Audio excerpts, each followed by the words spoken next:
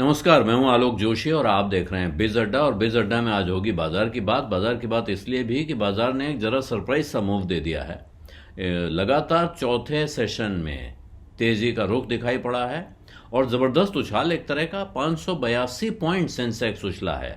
0.99%, 1% के आसपास का उछाल, जबकि निफ्टी भी लगभग 0.91% उछला है। उसने 159 पॉइंट का उछाल दिखाया है। शुरू में आज सुबह हल्की सी शुरुआत हुई, ऐसा लगा जैसा होता है पॉलिसी के एक दिन पहले कि ठंडा रहेगा बाजार, लेकिन अचानक उसके बाद ऐसा लगा कि जैसे एकदम बुल्स ने रफ्तार पकड़ ली, तेजी पकड़ ली। और जब गर्मी बढ़नी शुरू हुई, सेंसेक्स 60,000 के नज़दीक पहुंच गया और निफ्टी 17,550 के ऊपर चला गया।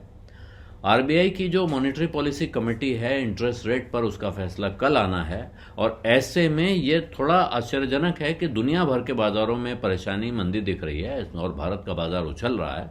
आमतौर पे क्या होता है कि पॉलिसी के एक दिन पहले ठंडक दिखाई देती है कि भाई अब कल पॉलिसी आने वाली है, थोड़ी ठंड रखो, कल देख लें क्या होता है, उसके बाद उसके आगे बढ़ेंगे।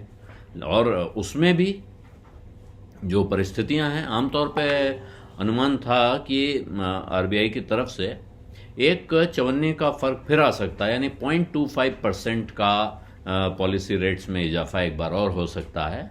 लेकिन उम्मीद बहुत से लोग ये करने लगे थे कि अब शायद रिजर्व बैंक ऑफ इंडिया अपना ब्याज बढ़ाने का जो सिलसिला है उसको रोकने की तरफ बढ़ेगा, यानी अब ब्रेक लगाएगा उस पर। इस विषय पर अब कहा यह जा रहा है कि हो सकता है कि आरबीआई रोकने की सोचता भी हो, लेकिन अब कैसे सोच सकता है इस हाल में जब पूरे देश में बेमौसम बरसात ने फसलों पर बुरा असर डाल रखा है। और दूसरी तरफ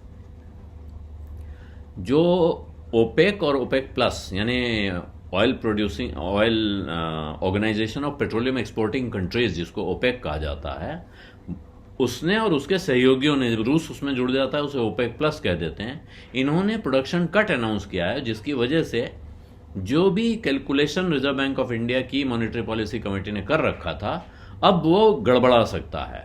और अगर उन्होंने सोचा था कि कच्चे तेल के दामों में कमी आ रही है, दबाव कम हो रहा है, तो हम अब रेट बढ़ाना रोक सकते हैं, तो अब उनके लिए ये मुश्किल हो जाएगा। और ऐसे में ये कहना मुश्किल है कि कल आरबीआई की तरफ से दरें बढ़ने का ऐलान नहीं होगा। आरबीआई पिछले वित्त वर्ष में कुल 2.5%, जिसको आप इकोनॉमिस्ट की भाषा में सुनेंगे तो 250 बेसिस पॉइंट की बढ़ोतरी कर चुका है अपने रिपो रेट में।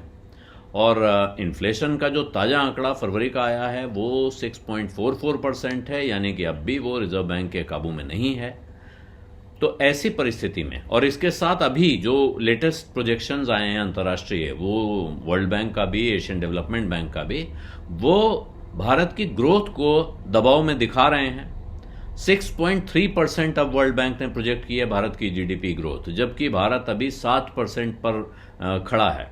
तो आरबीआई से रिजर्व बैंक ये इंटरेस्ट रेट के मोर्चे पे क्या खबर आएगी, एक तो ध्यान इस पे है पूरे बाजार का, और दूसरी तरफ से आरबीआई का ग्रोथ प्रोजेक्शन क्या आता है, रिजर्व बैंक ऑफ इंडिया क्या देख रहा है कि महंगाई कहां रहने वाली है, ग्रोथ कहां रहने वाला है।